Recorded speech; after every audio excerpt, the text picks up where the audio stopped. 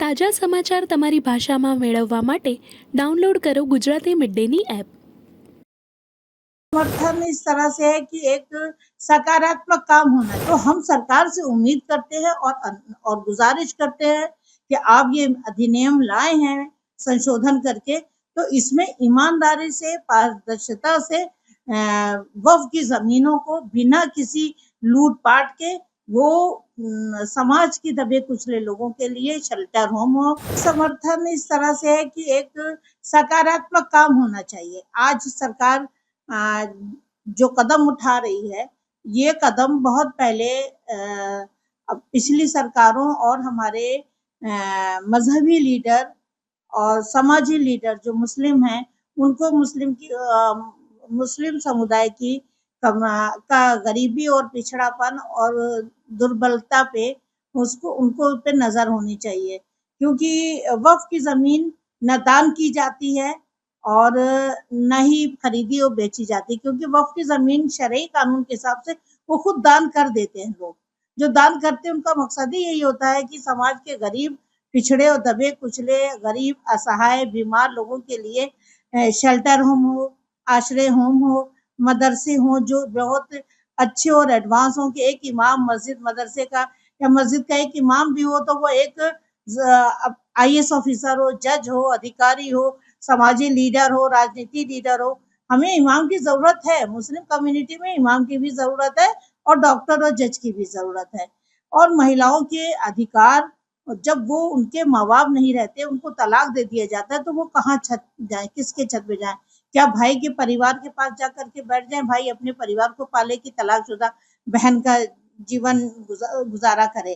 तो इसलिए वक्फ की जमीन का यही मकसद है कि मुस्लिम कम्युनिटी के गरीब और असहाय और बेसहारा लोग, बीमार लोग, उनके लिए हॉस्पिटल हो, एजुकेशन सेंटर हो, शेल्टर होम हो, कारखाने हो, ताकि वो सामाजिक और आर्थिक स्थिति में बेहतर हो जाए और वो देश का, मुस्लिम समुदाय का, खानदान का, अपने परिवार का खुशहाल जिंदगी जी सके।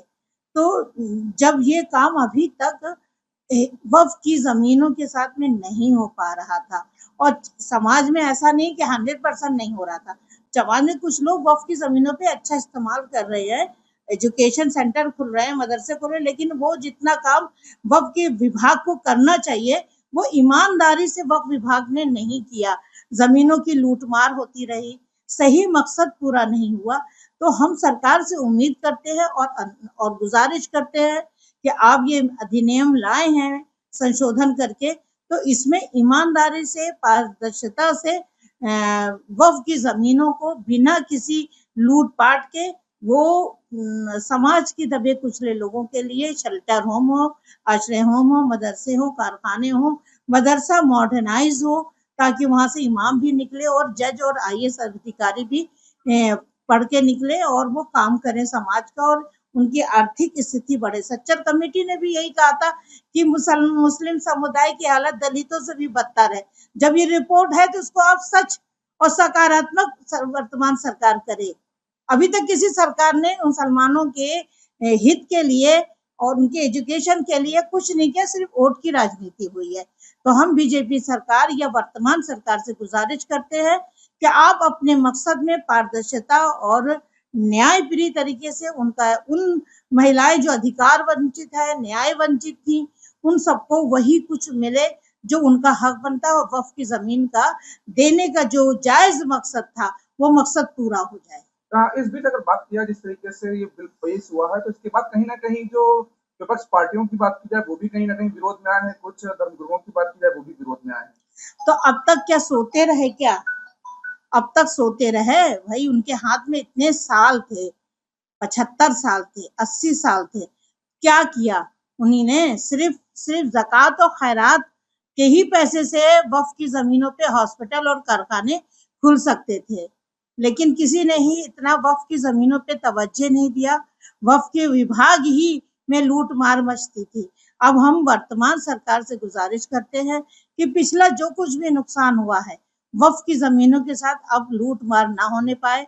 जिन लोगों ने नाजायज कब्जा किया है उन नाजायज कब्जे को छुड़ाया जाए, और जिन लोगों ने बेईमानी या कब्जा किया है उन जमीनों पे जांच की जाए, और जो दोषी हैं उन पे भी कार्रवाई होनी चाहिए। जो शरीयत की ज़मीन थी, शरीयत के मुताबिक चलनी चाहिए थी कि उस पे गरीबों का, असहाय लोगों का उस पे शेल्टर होम हो, कारखाने हो, एजुकेशन सेंटर हो, उसमें ताकि समाज की मुस्लिम गरीब तबका वो भी सामाजिक और आर्थिक और शैक्षिक तरीके से विकास करे और देश का भी विकास हो और मुस्लिम कम्युनिटी में भी खुशहाली आए। સબસ્ક્રાઇબ કરો Gujarati mid day bell icon પર ક્લિક કરીને મેળવો તમામ વિડીયોના ડાયરેક્ટ નોટિફિકેશન।